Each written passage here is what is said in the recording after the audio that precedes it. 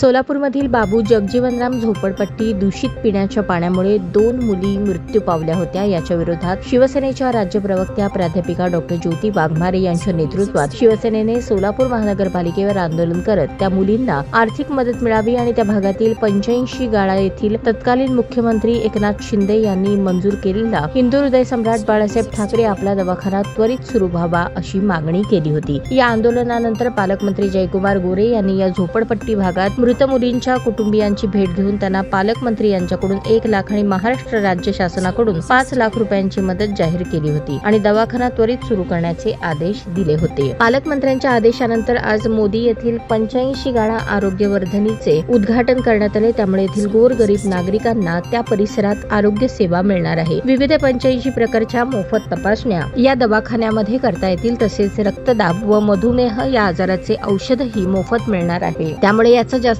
जास्त लोकांनी लाभ घ्यावा असे आवाहन महानगरपालिका आरोग्य अधिकारी राखी माने यांनी केले आहे।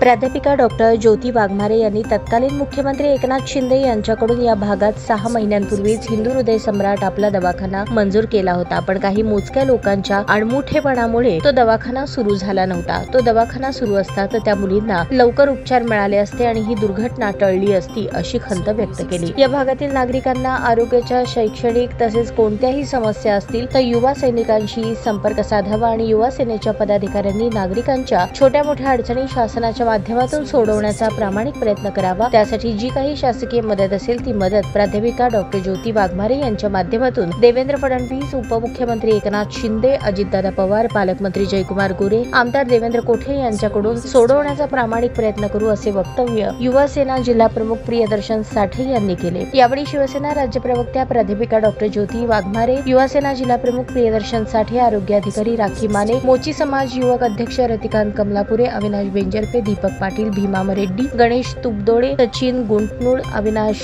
जाधव, स्वप्नील कांबळे व महानगरपालिकेचे आरोग्य अधिकारी उपस्थित होते।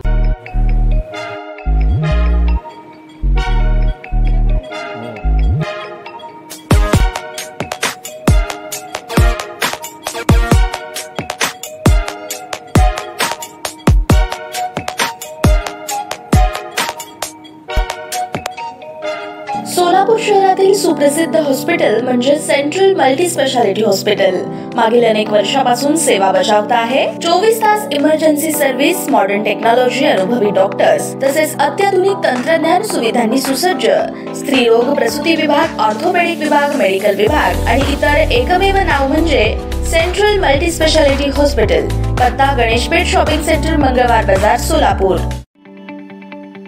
ताज्या बातम्या पाहण्यासाठी प्राईम महाराष्ट्र न्यूज चॅनलला सबस्क्राइब करा।